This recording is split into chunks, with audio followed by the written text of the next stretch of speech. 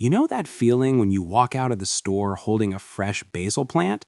It smells amazing, looks perfect, and for a moment, you're convinced this is it. This time, you're going to keep it alive. You set it on your windowsill, give it water, maybe even talk to it like it's your new little green buddy.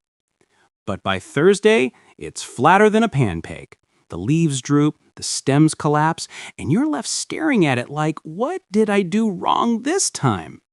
You water it, you talk to it, maybe even sing to it, and still, gone. Every single time. So why does every basil plant you buy die in 1 week? What's actually going on here? Turns out the problem isn't you, it's the plant itself. But don't throw it out just yet, because in the next few minutes, I'll show you exactly why it keeps dying and how to turn that doomed little pot into a basil jungle that thrives for months. Before we jump in, if you love growing food that actually stays alive, hit that subscribe button and turn on notifications. I post simple, real-life plant fixes every week, so your kitchen never runs out of green. Now, let's save your basil. Let's be honest, we've all been there. You buy that fresh, vibrant basil pot, feel like you're about to become a real chef, and then a few days later, it looks like it went 10 rounds with dehydration. You start second-guessing yourself. Am I overwatering? Not enough sun? Maybe my kitchen's cursed. You move it to a different window, try bottled water, maybe even whisper words of encouragement, but nothing works. The truth is, it's not you. You're not a bad plant parent. You've just been set up to fail. Yep, what you bought isn't a lifelong basil plant. It's a short-term showpiece, built to look lush just long enough for your pasta night. So no, you didn't kill it, you just got scammed by convenience. Let's pull the curtain back on supermarket basil's dirty little secret. All right, let's talk about what's really happening inside that innocent-looking pot of basil you brought home. When you pull it out of the pot, it looks like one big healthy plant, right? But here's the truth. What you're holding isn't one plant at all. It's around 20, sometimes even 30 tiny basil seedlings crammed together in one small pot. Yeah, it's basically a basil apartment block, except everyone's fighting for the same rent, light, and food. Look closely and you'll see what I mean. Those thin little stems are all different plants, jammed together so tightly that not a single one has the space or strength to grow properly. The roots are tangled into one solid mass. There's no room to breathe, no room to drink, and no way to stretch. This overcrowding is why your basil looks so lush when you buy it, and why it collapses a few days later. It's like a tiny forest that's starving itself. The stronger ones steal all the nutrients, and the weaker ones just give up. So within a week, they all start dying off together. And here's the kicker. It's not some evil plot by supermarkets. They're not trying to ruin your kitchen garden dreams. They're just trying to make a pot that looks irresistible on the shelf. A dense, leafy bunch of greens sells way better than one lonely seedling in a big nursery pot. Pause. So really, the basil you're buying isn't meant to survive. It's designed to look good just long enough for you to grab it for tonight's spaghetti or your weekend pizza. Think of it like fast food. It looks great, it's convenient, but it's not built to last. But since you're watching this, I'm guessing you don't want disposable herbs. You want something that keeps growing, that you can actually harvest again and again. Well, good news, we can fix this. You just need to undo what the store did wrong. And that starts with the fun part, ripping that basil apart and setting each little plant free. Don't worry, it's not as violent as it sounds. This is where your basil's new life actually begins. All right, let's roll up our sleeves and rescue this poor thing. The moment you pull that basil out of its pot, you'll see what's really going on underneath. Look at this, one massive tangled block of roots. It's packed so tight there's no space for air, no room for water to drain, and no chance for individual plants to grow strong.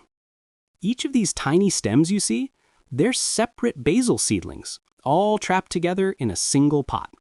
Imagine trying to grow in a crowd of 30 people, all drinking from one straw. That's your basil right now. No wonder it gives up after a week. So here's what we're going to do. We're going to set them free. Gently start teasing the roots apart with your fingers. Don't rush it, just ease them away from each other a little at a time. If you break a few roots, it's okay. Seriously, don't panic. Plants are far tougher than most people think. Basil can bounce back fast once it has space to breathe. I usually go in with my ape-like hands and just pull them apart. But if you're a little more refined, you can dunk the whole root ball in a bowl of water. Let it soak for a few minutes, and the roots will start to loosen on their own. It's messier, but it works like a charm. Keep separating until you have individual seedlings. Try to save at least 6 to 8 healthy ones.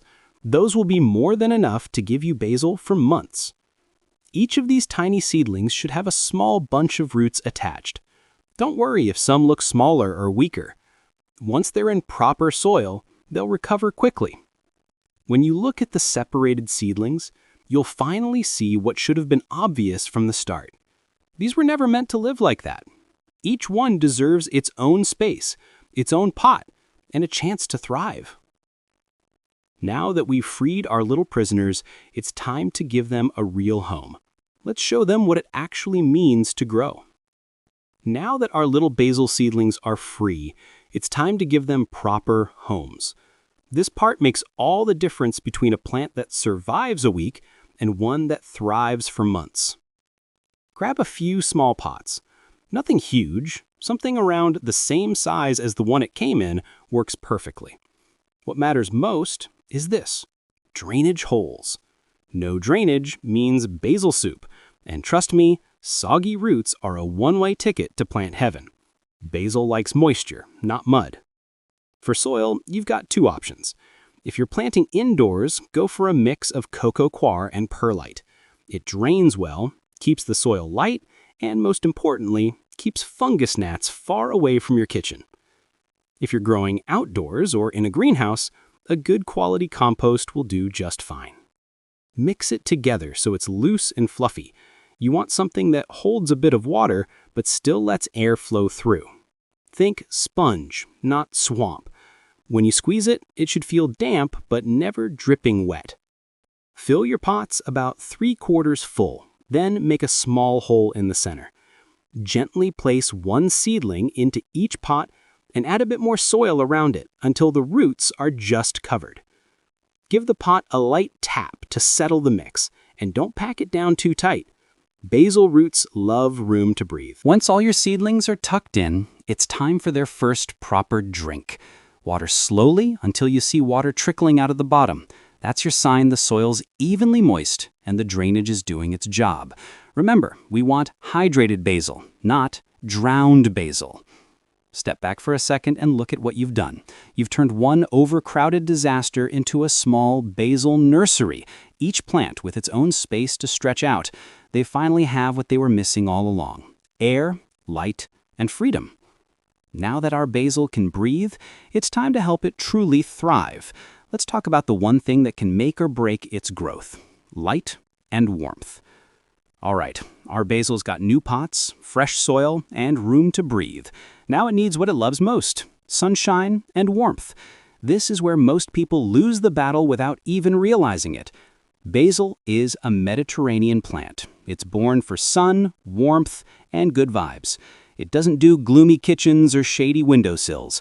If you want your basil to stay strong, give it at least 6 hours of proper sunlight every single day. Not daylight, not kinda bright. I mean real, direct sunshine hitting those leaves. Stick it on a sunny windowsill that faces south if you can. East or west-facing windows can work too, but north-facing ones, yeah, those are basically plant waiting rooms. Basil will stretch, fade, and eventually give up. And about temperature, basil hates the cold. Anything below 12 degrees Celsius, that's 54 Fahrenheit, and it starts to sulk like a teenager told to clean their room. Drop below 10 degrees, and it won't just sulk, it'll stop growing altogether. So, if you're growing indoors, keep it away from cold window drafts or anywhere that gets chilly at night. And whatever you do, don't park it next to a radiator. Sudden blasts of heat and cold are basil's worst nightmare. No decent sunlight where you live? No problem. Grab yourself a small grow light. I use the Sansansi clip-on. It's compact, energy efficient, and honestly, it's been a lifesaver during the darker months. You don't need anything fancy. Set it up about 20 to 30 centimeters above the plant and leave it on for 12 hours a day. That's your fake sunshine sorted. Just remember, your basil wants a holiday in Italy, not a week in the fridge. Give it light, warmth, and a little consistency, and you'll see how quickly it perks up. All right, light and warmth are handled. Your basil's officially out of intensive care. Now let's talk about how to use it the right way, because how you harvested decides how long it lives. Now that your basil has light, warmth, and room to grow, let's talk about the one thing that really decides whether it thrives or fizzles out: how you harvest it. This is where most people go wrong. They wait until the plant looks full and leafy and start plucking off random leaves from the bottom or the top, whatever looks the biggest or tastiest at the time. Sounds fine, right? Except that's exactly how you end up with a sad, leggy basil plant that gives up after a few weeks. Here's the trick. Basil doesn't grow from the bottom up, like some plants. It grows from the tips. Every time you cut off a growing tip, 2 new stems will sprout from just below that cut.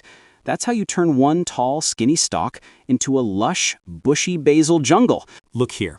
See this stem with 2 pairs of leaves? You want to cut just above a pair of leaves, right here, where the small new shoots are already starting to form. That's called the leaf node. Cutting above it signals the plant to send energy into those 2 side shoots.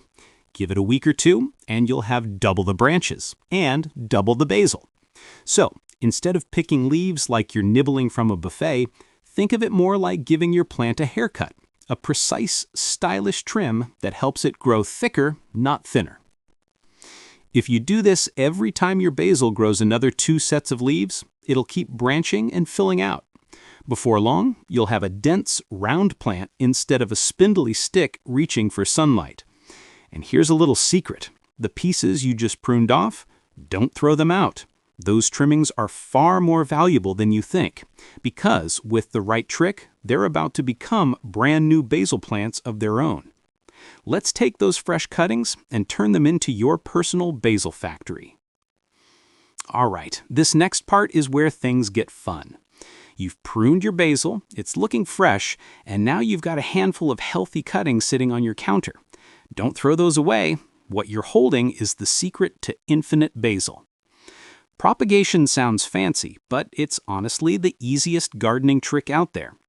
Take one of those cuttings and look at it closely. You'll see several sets of leaves along the stem.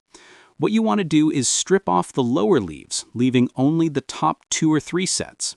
This keeps the stem clean and gives new roots space to grow. Next, grab a glass of clean water and pop the cuttings straight in. That's it. No rooting hormone, no special setup, no gadgets, just water. Make sure none of the leaves sit below the waterline. They'll rot if they do. Place your glass somewhere bright, but not under harsh sunlight. A north-facing window or a warm indirect light spot is perfect. Basil likes brightness, not a sunburn. Then just leave it be. Change the water every few days so it stays fresh. After about a week, you'll notice something amazing. Tiny white roots starting to form along the stem.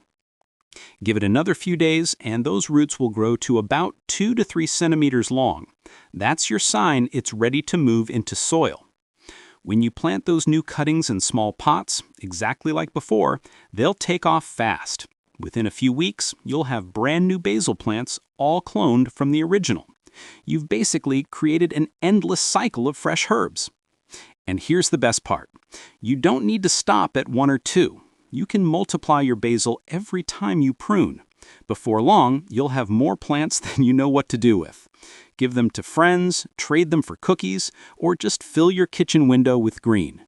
You'll never have to buy another basil plant again. Okay, your basil is alive, growing, and multiplying like a pro. Now let's make sure you keep it that way, because a little care goes a long way from here. Your basil's alive, growing, and probably looking better than it ever has. But keeping it that way means giving it just the right kind of care. Don't worry, it's simpler than you think. First rule, check the soil before you water. Don't follow a schedule, follow the plant. Stick your finger about an inch deep. If it feels dry, that's your cue. If it still feels damp, hold off. Basil hates wet feet, and soggy soil is its slow death sentence. Second rule, feed it lightly. Every 2 to 3 weeks, give it a diluted liquid fertilizer, something balanced, like a houseplant or tomato feed. A little boost keeps those leaves green and flavor-packed. But go easy. Too much fertilizer can make the leaves bitter or weak, and trust me, no one wants bitter pesto. Next, keep it warm. Remember, basil is a sun lover, not a frost fighter. Cold nights or drafts from a window can shock it. If you're growing indoors, pull it away from cold glass at night, and definitely keep it clear of radiators that blast on and off all day. Basil likes consistency, steady warmth, steady light. Now let's fix a few common myths. Myth 1. More water means more growth. Wrong. Basil hates wet feet. Always let the top of the soil dry slightly before watering again. Myth 2. Sunlight through the window is enough. Not always. If your window doesn't get direct sun, a small grow light can be a total game changer. Myth 3. You can't regrow basil. Well, you just did. You've literally turned one store-bought pot into a whole basil family. And if your basil starts turning yellow, don't panic. It's not mad at you. It's just hungry. A little fertilizer or a touch more light will bring the color back. So, check the soil, feed it now and then, keep it warm, and give it plenty of light. Follow those few habits and you'll have basil that keeps producing fresh, fragrant leaves for months. Just look at this one. Same plant, same start, but now it's thriving. Proof that once you understand what it really needs, basil isn't a short-term fling, it's a long-term relationship. Take a look at what you've just done. You started with a sad little supermarket basil that barely made it a week, and now you've got a thriving, bushy plant that's ready to keep you in fresh leaves for months. Let's rewind for a second. You learned why supermarket basil dies so quickly. Too many seedlings crammed into one pot, all fighting for space. You separated them and gave each one its own home. You repotted them in healthy, breathable soil, made sure they had real sunlight, steady warmth, and the right amount of water. You learned to prune it the right way, cutting from the top so it grows out instead of up. You even learned the secret to infinite basil, using those tiny trimmings to grow more plants for free. And now look at it, strong, full, green, and happy. See, you were never a bad plant parent. You just needed to break up that overcrowded basil family and give each one a fair chance to breathe. And now, instead of another short-lived supermarket victim, you've got something you grew, nurtured, and kept alive. That's not just a win for your kitchen. It's proof you've got what it takes to grow anything.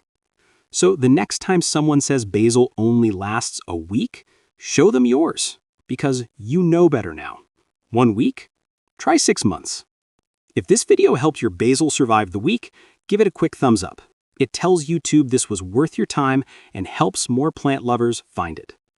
And hey, if you've made it this far, you clearly care about keeping your plants alive. So go ahead and hit that subscribe button and turn on notifications. I share easy, no-fuss garden fixes every single week. From supermarket herbs to indoor veggies, I've got you covered. Thanks for spending some time with me today and for caring enough to save your basil. You've just turned a short-lived supermarket plant into something you grew with your own hands. And that's pretty amazing. I'll see you in the next one.